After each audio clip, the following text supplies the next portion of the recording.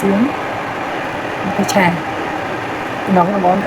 សួស្តីបងប្អូនទាំងអស់គ្នាចាសូមស្វាគមន៍មកកាន់ vlog នាងខ្ញុំជាស្ត្រីមេផ្ទះចាងើបឡើងគឺនឹកឃើញថាក្លៀនបបរគ្រឿងក៏ប៉ាងទូទឹកកកមើលទៅបន្លែដូចជាមានគ្រប់គ្រាន់ដែរហើយក៏មកចាប់ដើមធ្វើបងឡើយគឺខ្ញុំមកដាំទឹកស៊ុបហើយដាក់បងបន្លែដូចជាឆៃថាវការ៉ុតហើយនិងខ្ទឹមបារាំងហើយខ្ញុំក៏ដាក់ឆៃប៉ូវផងដែរបន្ទាប់ពីទឹកពុះគឺខ្ញុំចាប់ដើមបងគ្រឿងចាហើយខ្ញុំមានតែបកាក្រៀមទេបងប្អូនអត់មានជ្រើហឺទេបើសិនជាបងប្អូនមានជ្រើហឺដាក់ឲ្យតែឆ្ងាញ់តោះមកយើងបងគ្រឿងដូចជាទឹកត្រីទឹកស៊ីអ៊ីវម្រេចចាម្សៅស៊ុបបើសិនជាមានដុំស៊ុបក៏តែឆ្ងាញ់ហើយនឹងស្ករត្នោតចាបន្ទាប់ពីបងប្អូនដាក់គ្រឿងគ្រប់ហើយបងប្អូនអាចរំងាស់ទឹកស៊ុបនឹងម្ដងទៀតប៉ុន្តែយើងរំងាស់លក្ខណៈបែបភ្លើងទួយមែនតើចាដើម្បីឲ្យទឹកស៊ុបរបស់យើងនឹងគឺថ្លាហើយមានជាតិទៅបងប្អូនចាពេញបងប្អូនដើម្បីយើងឆាសាច់អស់ហើយបង្ករបស់យើងបោះទៅ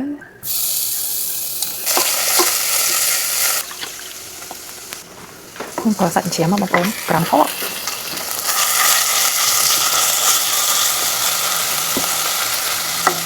សាច់ខ្ញុំដាក់ញ៉ៃតិចដែរបងប្អូនដើម្បីឲ្យវាកាត់ឆ្អាប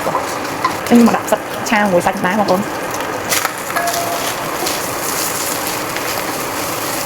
អាចលួយជាមួយនឹងសកាឡែកតិចទៅយ៉ា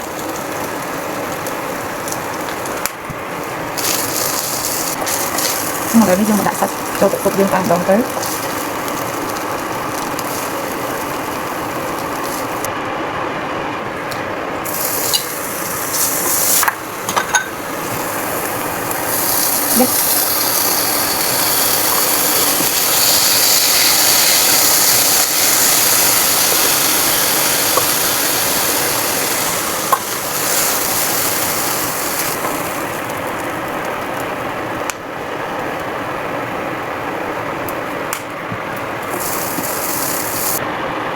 ដាក់កយើងចូល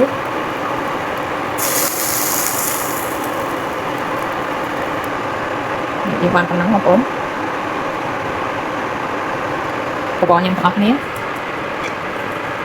ចូលចិត្តស្តេកយើងដាក់ស្តេកឲ្យច្រើនទៅ